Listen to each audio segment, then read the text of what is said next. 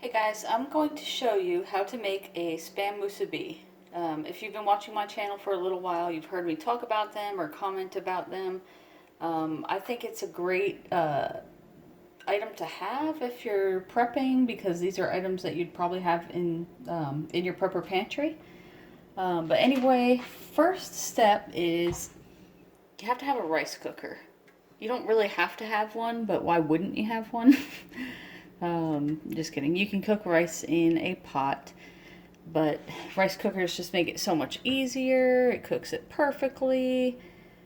And being that I grew up in Hawaii, nobody doesn't have a rice cooker. Everybody has a rice cooker, and you probably use that more than your microwave in Hawaii, honestly. So, yeah, it cooks the rice perfectly for you. You probably want to use Calrose rice, which is a sticky white rice. I used long grain rice, and I just didn't rinse it as much before I put it in here, and it actually turned out kind of sticky. So it worked out. And then you want to cook up some spam.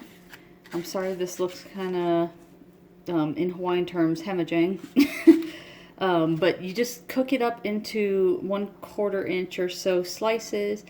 You can usually get like 9 or 10 slices out of a can of spam.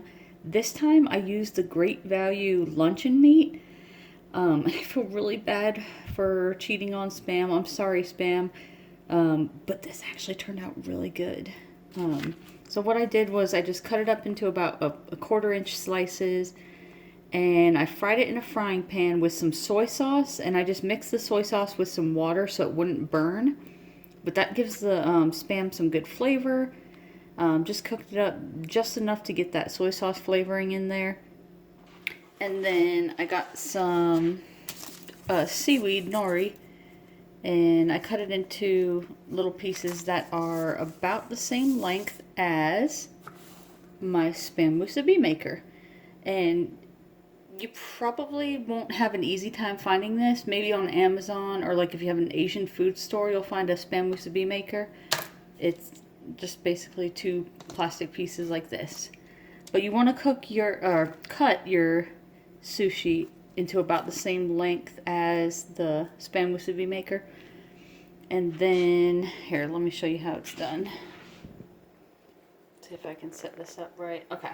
So you're going to put the little plastic piece here on your seaweed right in the middle of it, and then get some rice.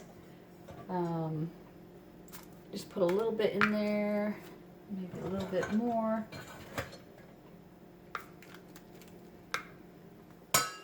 I'm going to use this tool to just push it down in there. I don't know if you can see that. Push down in there and flatten the rice out, kind of, mold it into it. And I might need a little bit more rice, actually. You want like maybe 1/2 inch of rice in there. And then, I'm doing this all with my hands because I'm the only one eating it, so don't mind me. Take a piece of your spam, lay it in there, lick your fingers. I'm just kidding. And then get some more rice on top. That might be a little too much. We'll see. Get some of that out of there. Your rice should be sticky because that's going to help keep it all together. So yeah, get your rice in there. You smush it down again. And then actually, okay, so you hold this piece down, lift this up, and that is your spam musubi insides. Then take your seaweed, fold it over again, and you want to get some water just to wet the seaweed right here a little bit, so you can fold it down and make sure it's nice and sticky on there. And voila, you have a spam musubi. This is not the prettiest looking one ever. I did it really fast for the video, but these are delicious. If you like sushi, yeah, it's just amazing. this is something I guess you could probably keep as prep items. The Spam and the rice you're probably going to have on hand. It's just the seaweed. Seaweed it's pretty cheap. You can find it at Walmart. I'll show you the one that I get.